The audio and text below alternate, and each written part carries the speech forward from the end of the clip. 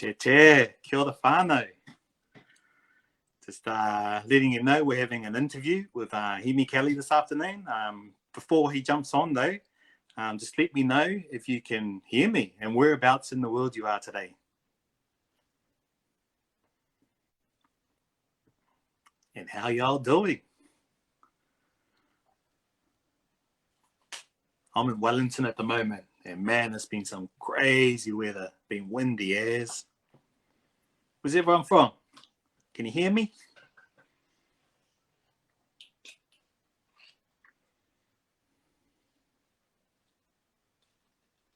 Awesome, getting some people now. Right, we're going to get started soon in about 20 seconds.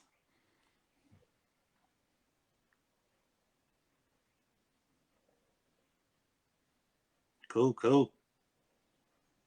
Right, we're going to get started. Let's go. So anyway, no mai haere mai whānau. This is another live interview we're doing on Feels Like Home Bro.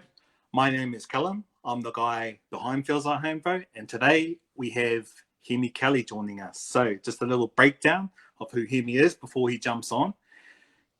Hemi is a man of many talents, from my understanding. So he is a lecturer at AUT.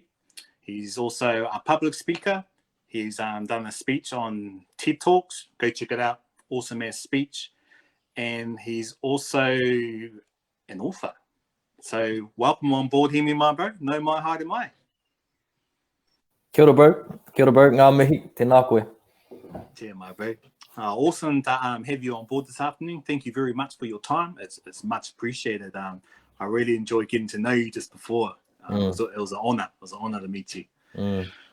So before we get started, I suppose the question is, no he koe, bro. Where are you from, cuz? And yeah, let's start from there, eh? No Ngāti Maniapoto ahau, taho taku whaia, engari I tupu ake ahau I Taihape. So on mum's side, we're from Ngāti Maniapoto. Our marae is just out of Te Awamutu, called Te Kōpua. But I grew up in Taihape, where my dad's from. Dad's first generation Irish Dutch. So multicultural whānau, from a multicultural whānau, born and bred in Taihape. And now living in Auckland. Oh, that's a big change, eh? The Gumboot, was it the Gumboot capital of the world? That's right. The city of sales. That's right, bro. Yeah. I still got my gumboots here, though. Do ya? Red bands. Red bands all the way. Yeah. So I've actually got a link to Taihape as well. I'm actually adopted. So, but my whānau is the Sears. Oh, okay, yeah. Yeah, so yeah, I've got some links there. I haven't met them properly, but that's awesome to know, man. Thanks for sharing that. So can you tell me a little bit about your upbringing, like in Taihape? Like what happened in your childhood that led you on the journey that you're on at the moment? I grew up on the farm. So well, firstly in the sheds. Mum and dad were working in the sheds. Dad was a shearer, mum was a rousey. Dad had a gang at the time, a shearing gang. So me and my sister kind of grew up in that world where everyone was auntie, everyone was uncle, and we had a whole lot of cousins, whether we were related by blood or not. That was just the community that we grew up in. And then dad ended up getting into farming. And so I spent a whole lot of time on the farm when I was younger. Beautiful upbringing. As I said before, grew up in a multicultural home, definitely not a multilingual home. English was the language in the house. Mum had words, she knew words, but she didn't speak Te Reo. So we grew up speaking English. Mum was of that generation, and we were just talking before about the missing generation. She was of that generation who grew up, well, mum grew up in Auckland actually, because her mum was of that generation, Nan, who migrated to the city to find work. So Nan moved up from the King Country. Nan, was a native speaker, but in her mind, and the thinking of the time was bring up your tamariki and te reo Pākehā. There's not a lot of value in our language. in order for them to succeed, they need to, speak English. And so mum was of that generation that missed out on the reo. So grew up speaking English, but always knowing who we were as Maori. Me and my sister, mum took us back to the marae from time to time. And I think it was there that, because of that, that I really took an interest in my Maori side, and I wanted to know more. I wanted to learn more. And it started with Te Reo. I suppose the learning more about who I was as Maori really started with Te Reo. And I just, once I got the opportunity to learn, I ran with it. What did that opportunity look like? So I come from a similar background where, I wasn't taught Te Reo. I wasn't even in kapahaka groups growing up, anything like that. So what happened that made you go off that way and start learning Te Reo? Or what changed? Yeah, when I went to boarding school, because I got sent away to boarding school, 13 years old. And prior to that, there was bits and pieces here and there, and, a little bit of Te Reo in school. But when I went to boarding school, there was the opportunity to take it as a subject. And I met my kaiako, my first teacher, Te Reo Maori teacher, who was, I'm still in touch with her, amazing woman, Whaile Martin. And she just inspired me to learn more and opened the door, I suppose. Literally, she opened the door and let me, welcome me into Te Reo Maori. And then I ended up, joining kapahaka and making friends along the way. And the language just took me to places and introduced me to people over time. So I think that was the opportunity that presented itself, was being able to take Te Reo as a subject, and that's where it started. Prior to that, it wasn't an option in the schools that I was in Taihape. Oh, wow. Were you always, so you're a lecturer at AUT at the moment, and I know there's some of your qualifications and all around tikanga, Te Reo, and all this kind of stuff. Were you an academic in other subjects while you were growing up, or did the Te Reo spark so much of a fire in you that that it took over and took you on this journey? I was a little shit when I was at high school. I got suspended a couple of times. I got kicked out I got expelled from the hostel. I left school when I was 16. I was not an academic by any sort. But I loved Te Reo, and I suppose that's what I went to school for. I went to school to hang out with my mates, to go to kapahaka, to learn Te Reo, and a few other things. But no, I never thought I would be where I am today back then, I don't think. When I was younger, when I was in high school, I knew I wanted to get into teaching Te Reo or working with youth, with rangatahi at some point. And so I was of the idea that I don't need this stuff. I don't need an education. I already know what I want to do. And I ended up leaving kura and going and doing a course in Te Reo. And it was meant to get me into uni. It was a uni entrance course, because if you left school early, you don't have the credits to get into university. And anyway, my little plan in my head back then failed, because I didn't end up passing this course. I mucked around a little bit more. And probably the best thing that for me at the time, because I was out of options to continue learning. And so I went to work, and I worked for like 2-3 years in a mail center and just lived life and, earned money, spent money, had some fun. And in those years, I realized I don't want to do this forever. I don't want to work in a mail center forever. I want to teach. I want to share what I love with others who are interested in it as well. And I knew the way to get there was through university, was through higher education. I had to prove that I could commit myself to a kaupapa, and I had to get that ticket in order to do what I wanted to do. Not just the ticket, but acquire also the knowledge that my lecturers, held in their hands and were willing to give me, to enable me to do the same thing. It isn't just a ticket. I don't mean to.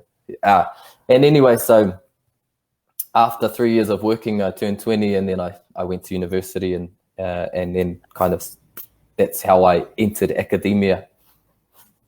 That's an amazing story, man. Like you said, from a little shit, you got suspended, your words, yeah, to finding yourself, but not just finding yourself, finding the courage to take that step forward, because a lot of us don't even consider university. We think we're doing all good if we've got a trade, and there's nothing wrong with trades. Trades are important. Yeah. But a lot of us wouldn't even consider academia as a career path. So, like, for you to say that I went to university, I know for a fact that it must have been a lot more of a journey than just I went to university and I got my degree or whatever it was. Like, that commitment that you must have had to put into it and the sacrifice that came with it. Would you agree with that? Yeah, it's a big commitment, and especially for whānau, for people who come from whānau where that's not the norm, and it's not necessarily encouraged. My parents were happy as long as I was working, as long as I was earning money, as long as I was happy. But I had to be earning money, and that was the main thing. It didn't matter if I went to university or not. In fact, on my mother's side, on my Maori side, I think, I'm either the first or the second to go through and come out the other side. So it's definitely not the norm in our wider whānau. And me mihi au ki aku mātua, I've got to acknowledge my parents, because they supported me all the way. Not just supporting me and going to university, the principle of it, but they had a bit of putia to support me in that way financially as well, to get to where I wanted to go. Oh, shop mum and dad. That's the one. Yeah. All right. So I'd quickly like to touch on you're also an author of a book. A Maori Phrase a Day is your book. How did this come about? And actually, when did you release it? Actually, I don't even know that. It came out at the start of this year, and things happen. Things just happen when things don't just happen, but you line up your ducks along the way, and things start to fall into place, and you meet people along the way, and they introduce you to other people, and that's what I mean when I say things happen. So I had worked on a kaupapa with Witi Himaira a few years prior, and had met him through Te Reo. He lives here in Auckland, not far from where I live. And Witi, he kaumata, he's an older kaumata, but he wanted to learn more reo. He doesn't speak Te Reo fluently, and so we had talked about doing tutorials, and then anyway, that led to me asking him, can I translate one of his books into Te Reo? And then he said, oh, well, I do have this manuscript that I haven't finished yet. It's about the war at Orako, which was in 1864, one of the land wars, and that was fought within Ngāti Maniapoto, which is where I'm from. And he said this would probably be, the best if you translated this, because this is the stories from your people. And then we worked on that together. That was an exciting, awesome kaupapa to work on, and publish that. And so that was my introduction to the world of publishing, to the world of publishing a book. I knew nothing about it before then, and really it was Witi's story, and I had translated into Te Reo, and then we published that book in English and Maori. The book's called Sleep Standing. If anyone wants to check that out, it's English and Reo on either side. So it's also an awesome resource for learning. And then that, through that, I met the people from the publishing company, Penguin Random House. And then I think it was like a year later, they came back and said, hey, we want more Maori content out there. Scotty and Stacey Morrison, they work with them. They're doing a whole lot of stuff. would you be interested in doing something? And I said, yeah, definitely. And the idea was a Maori word a day. That was the first puka puka, and worked on that, published that, and then came back again, and they said, how about a Maori phrase a day? And so we worked on that as well, and published that at the start of this year. So how many phrases are there? Is it like 365, or are we just going a whole year, or what is it? 365 phrases, 365 words for the first one, 365 phrases for the second one. Wow. Yeah. Oh, that's amazing, man. I have to copy a copy. Actually, I'm going to look at that after this interview. And get one sent out. Get both. I've got a 4-year-old too, so I don't want her. I want to learn with her pretty much. Yeah. But I will. Yeah. So I also noticed that I actually downloaded this app the other day to check it out. Yep. Ko Rero Rero app, and you're involved with that with AUT. Is that right? Yeah. So is it the same sort of purpose as a Maori phrase a day, or is it something altogether else? It's similar because it's a tool to help people learn Te Reo Maori. And AUT where I work, one of my seniors, Hinemato McNeil, she had the idea to create this app because there's not a lot in the space of apps with Te Reo. There's more and more coming through, but there's still a lot of mahi to do. And so we started to develop the idea, and it's simple. We've seen it already done with textbooks and with courses. It's like a dialogue between a couple of people in the home, a real situation that we're all familiar with, like getting up in the morning and getting the tamariki off to kura, or getting up and having breakfast. And so we created these dialogues around those spaces that we know. And each module in this app, it just looks at a dialogue and it pulls out different parts of the language, and it teaches the user different words and different sentence structures. And there's a lot of little activities that you do as you go work through it to help you learn the reo. So that was a 2-year kaupapa, and it took so long because we were all busy doing other things. No one was really working full time on it, but we finally released it last week for Te Wiki o Te Reo Maori, and awesome to see that it's free. It's out there whānau. It's on the Apple the App Store, Google Play Store. It's called Ko Rero Rero. That was another important thing we wanted to do. We wanted to make it accessible to whānau, so that anybody can grab it and it can help everybody and anybody learn Te Reo Maori. You don't have to be, if you don't have the time to enroll in a class, here's some other things to help you, like these apps that are coming through. Yeah, I've got to say too, it's really user friendly. So, because that's real important with whether it's a game or an app, right? It needs to be user friendly. The experience of the UI, it needs to be smooth, or else people just aren't going to connect with it. And it's dotted the I's and crossed the T's on that one, my bro. Oh, kia ora. Yeah, so well done to you and the team for putting that one together.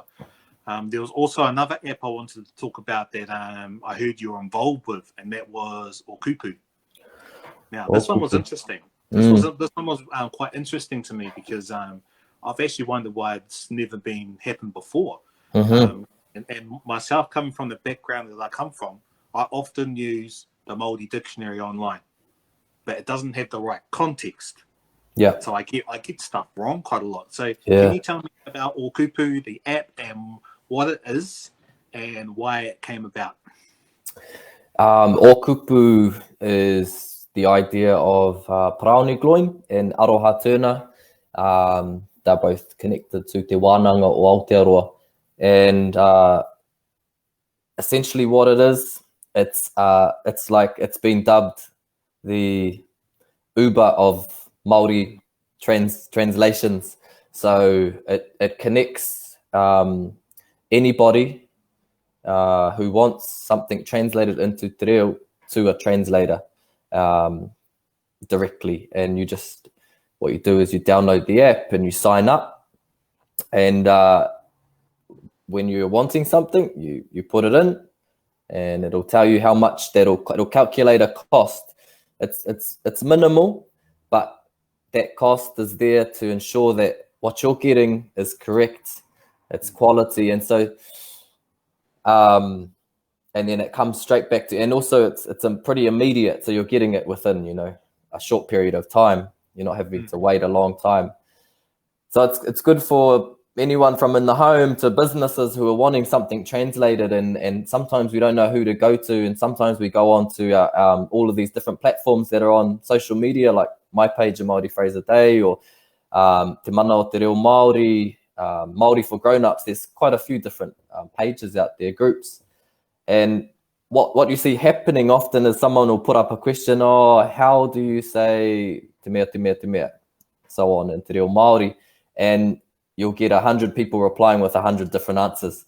And the person asking the question is going, which one, you know? So, which is good. That's awesome. That's all part of wānanga and learning, that that sharing of knowledge and showing that there are many ways to say one thing. But if you are wanting that answer straight away, it's correct. They might give you a few different options, and you're gonna willing to pay just a little bit. Then this is ōkupu, and that's what ōkupu does. And I've heard a few people say, "Oh, why do we have to pay? It's, you know, this is our reo, and we shouldn't have to pay for our reo." My response to that is, but you're asking someone for their time, and do you value that time, and do you value the knowledge that they are imparting with you? And it's awesome if we have those people in our whānau that we can go to and rack their brains for things like this.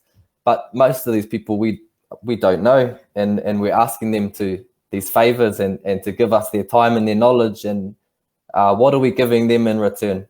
Well, this is, you know, the world we live in, and the easiest way that we can give something back in return is a bit of money. And so that's why, and also it's helping to keep this app running as well. Yeah, no, awesome. I like the idea of authentic translators too. So I understand you're a licensed translator. I don't exactly know what that means, but what does a licensed translator mean? Licensed translator, bro, is if you're a licensed translator, you've done there's a certificate with Te Taurewhiri Te Reo Maori, which is the Maori Language Commission, based in Wellington, and they Te Reo Maori is the name of the certificate, the translator's certificate. And I had to sit an exam with them. I had to get over 80% in order to get that license to say, yes, I am a licensed translator. And there's a difference between being a speaker of Te Reo and then having that knowledge to translate. There's a lot of learning that goes into that, and a lot of study that I and my mates went through, and sitting with some of these guns, these mentors, people that I looked up to in learning Te Reo Maori, and some of the people who I highly regard as teachers and translators of Te Reo. So it's a process. And so those people who are registered with ōkupu have gone through that process and are licensed translators. Oh man, that's mean, bro.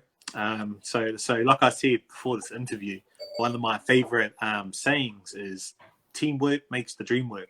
I like that one. So in saying that, who are you most grateful for help in your journey to get to where you are right now? I'll have to start with my whānau, because that's where it started. And going back to the when I was younger, and then all those years at high school where I was, up and down, my whānau always supported me, and then my pursuit of higher education, they supported me again. And then my teachers, there's been so many along the way who paved the path that for me to move forward and into the spaces where they were working. and too many to name. But definitely my whānau and my teachers, those are probably the people I want to acknowledge today. Yeah. Awesome, man. Yeah, it's so important to acknowledge them. People generally just think, that they see the end product, eh? they see the app, they see the book. There's so much that goes into that, and so many, so much support from friends and whānau and mistresses or whatever it might be, eh? Yeah. Yeah, so let's talk about, I know you're born in the 80s. I was born in the 80s too. It was a lot different back there with Te Reo. Like, I remember people used to laugh at it, and they used to like say place names on purpose, not right. Like on purpose, like totally knowing that it's not right. So and then there was like the I can't remember what the act is, but there was an act in the 80s. Oh, where Te Reo became an official language, right? And then all those people marching on the streets and all that. How do you think we got to where we are now, in a place that is so much more open to anything Māori? I know we've got a long way to go though, but in such a short time, it's only like 20, 30 years, eh? Yeah. 87 was when that act was passed that made that recognized our language as an official language, and a lot's changed since then. You hear the story about Dame Nada Glavish saying kia ora on a call in her place of work and being reprimanded for it. Just how much has changed since then. It's crazy to think where we'll be in another 30, 40 years if we stay on the same track, and all the momentum that's been built up in the last 3-4 decades, if that continues. And it's because of all of the work that's been happening underground and behind the scenes, from grassroots kaupapa like Kohanga Reo and through to big media productions. Like, it's all played its part in getting us to where we are today. And must acknowledge again those previous generations who fought the fight, who petitioned, who walked, who I've got at work at AUT, one of my colleagues there, he's a kaumātua native speaker, Robert Pauwhare, Dr. Robert Pauwhare, and he tells the story of standing in the train station in Wellington in the 70s, trying to collect signatures for the petition, and being verbally abused and physically abused as well. And I think, my generation don't have to go through that because they fought that fight. And the things that we take for granted now are here because of them. Like, we have media, we have radio, we have music, we have apps, we have all of the stuff now in Te Reo because of those people and because of what they fought for. So it's exciting, to see where we'll be, to think about where we'll be if we carry on. And we have to carry on. We've got the obligation and the responsibility to carry on that fight in other ways now. Yeah.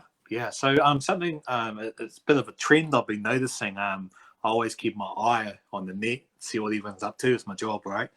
I've noticed that not just Māori are picking up, like the revitalisation of Te Reo. Like, you see, like people from Iraq learning tikanga and Te Reo, doing hakas, and you see, like you're in education.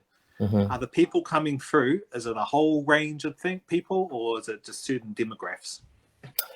It's a whole range of people from where I'm sitting. And I work in Central Auckland. That's where I teach. And so it might be representative of Central Auckland, because Central Auckland's pretty diverse. The ethnic makeup of Central Auckland is diverse. And so here, where I'm sitting, I'm getting people from all different places coming in to learn Te Reo Maori. Maori and nonMaori, and all sorts of different ethnicities in that group. So that's exciting, because for a long time it's been Maori doing, Maori fighting this fight and doing the hard yards and now we've got a whole influx of other people coming on the waka and helping us row to get us, you know, further out into where we want to go. So, and they're welcome. It's beautiful actually to see. In order for our reo to survive and to thrive, there needs to be this influx of all people coming on board and learning about the reo, and through the reo they're going to learn more about the culture, and then they're going to understand more about why we do things certain ways, and where we come from, and that's the beauty of it all. Cool. Well, in your opinion, what are the benefits of learning another language? And I've also heard you actually speak more than 2 languages, and can you tell us more about that? At the moment, I speak 2 and a quarter, maybe 2 and 1/8. So yeah, I've been learning Spanish for a while, but that hasn't been haven't been too active in learning at the moment. But the benefits, well, they say it helps delay the onset of Alzheimer's. That's one benefit. Keeps your mind busy and active. But the benefits to us as Maori, we know what the benefits are as Maori, I think. And for me, if I can share the benefits to me as a Maori person, it's about having a greater understanding of my whakapapa, of my connection to people and to place, of our tikanga, about why it is we do things a certain way, and really understanding what mana is, what tapu is, what noa is, all these things that we know about. Through Te Reo, I've gained a deeper understanding of all of those things. As a New Zealander, and I'm going to share some thoughts and experiences that other people who aren't Maori have shared with me. They say it gives them a deeper, it connects them, it grounds them here to this place they've always known as home and always called home. Through Te Reo, they've you know, been able to deepen that connection to this land and to the people of this land. There's, you know, I think in TEDx I did speak about the idea that we all belong. You know, we all belong, and Maori have a connection to this whenua through whakapapa, and non-Maori have a connection through shared experiences. It's a different connection, but we belong, and that's the same to Te Reo.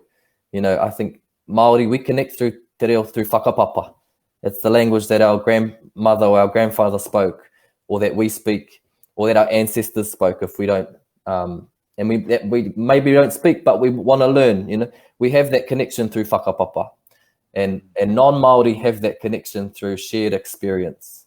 So they're both valid, and the reo connects us as well. I think for a lot of the time people just don't realize, I'm talking about non-Maori, how connected they are to Te Reo. It's all around us. It's in our place names, it's in our people's names, it's in our birds, in our trees, and we speak it all the time. And I was just reading yesterday in this article that you know, English just gobbles up other languages all the time, and that's why it's so prolific.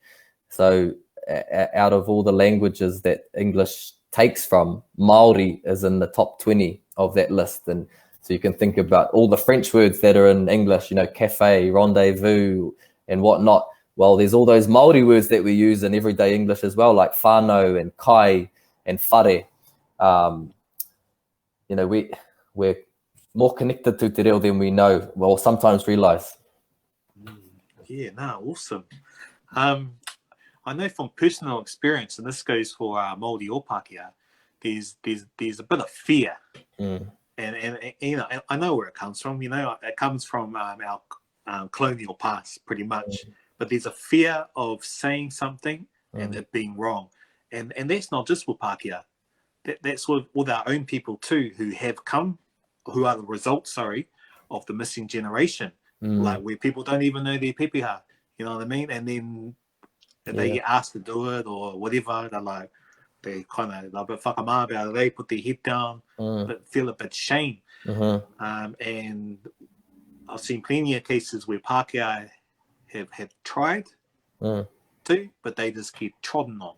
And especially online can be pretty brutal, right? What, in your opinion, how do you think we can address this? Because to me, that will be taking it to the next level, you know, of Te Reo being available to even more people. Yeah. I think in the classroom, in my experience, when it's a different experience when learning for Maori and non-Maori, but Maori come with that history that's very close to home, where for some of us it's 1 or 2 generations removed, but our parents or our grandparents or our great-grandparents were punished for speaking our reo, and because of that they didn't speak it to their children or their mokopuna, and so we are the result of that history. And so it's painful. It's those experiences of being whakamā, they're very real, and being scared or intimidated when going into that space where you might have to introduce yourself in te reo. That's very different for someone who doesn't share that history coming in. They don't have any of that, those things that might encumber them from learning. And so I think that being very careful as a kaiako, or as someone who's encouraging people to speak, or someone who's teaching, or even speakers of te reo, we need to be, and learners out there need to be very mindful of those 2 different experiences. I think regardless of whether you come from this background or this background, those 2, there's always going to be, when learning something new, the fear of getting it wrong, and we don't like to, be wrong. I think the majority, and we just need to encourage, and I think we're getting into a better space, encourage a safe space where people feel comfortable. There's really no room for disparagement. There's no room for people knocking other people down. We can't be doing that and risk, turning one person away from learning their reo or from learning our reo. There's no room for that at all. There's a way in which we can correct people, and then there's a way that I don't agree with. I think there's other ways that you can go about it. And I was listening to Kōrero just last night on another platform. It's called Te Kōkōmuka. And they were talking about, the main goal at the moment is we just need people to practice and people to speak Te Reo Maori. Communication is the key thing at the moment. And if I can understand you and you can understand me, koira te mea nui. That's the main thing at the moment, and getting people to feel confident and comfortable to speak the language that they know. As you reach a level of proficiency, you start to refine your knowledge of the language. Yeah. So the big question that always comes back year after year. So this is an opinion piece. Should te reo be compulsory? It does. It comes up all the time. Not at the moment. I think there's still a lot of groundwork that needs to be done, and we need more. We need to invest more in our teachers, and we need to be nurturing more people in that space to move into teaching Te Reo Maori, because we don't actually have the numbers at the moment to cater to the demand if we were to make Te Reo Maori compulsory. And so we would be failing ourselves if we put that on the table at the moment. A goal perhaps in the future, yes, that we work towards, and at a government level, there are strategies in place to work towards that goal. I mean, the big goal that they've set down is 20 years time, we want 1 million speakers, people who can have everyday conversation, basic conversation in te reo. And so I'm sure there are strategies that are being put in place to reach that goal. The same if we're going to make Te Reo Maori compulsory, we need to be sitting down things that are, are going to help us reach that goal. And at the moment, we don't have enough people to teach it. Yeah, so I suppose instead of waiting on the government, the best step to do would be to introduce it into our own homes. Koira, yeah. To our homes, to our workplaces, to the streets, to the supermarkets. We saw it last week. It's possible, it's achievable. Last week was beautiful to see so many people. I think it's the most active Te Wiki o Te Reo Maori I've witnessed. Organizations, businesses, individuals jumping on board, promoting Te Reo in their spaces, speaking Te Reo on TV, on radio. So it's achievable, it's possible. We can do it. We just need to commit to it. Awesome. Well, before we wrap this up, my bro, what do you have planned for the future in regards to your journey and Te Reo? Looking forward to, in all honesty, seeing this year out. It's been a year of 100 changes, and actually who knows what the future holds, but hopefully it goes up. But this year has been a year of changes and adjusting. And I think what I've learned and what we've learned and where I work is that we have to adjust all the time, and we will continue doing what we do. Teaching in classes is the preferred method, face-to-face, kanohi ki te kanohi. That's how we like to learn. But when we can't, hey, we've got to adjust and we're going to move online and just carry on. My mahi at the moment is just staying on track, getting to the end of the year, keeping a job, and continue on doing what I'm doing here. Oh, awesome, my bro. Thank you very much for jumping on with us today. Thank you for all your hard work you do. Like I said before this interview, some people just talk to talk, you talk to talk, and you walk to walk, and it's real refreshing to see that there's people out there trying to do the good work for us. Kia ora e hoa. Tēnā koe. Kia ora, my bro.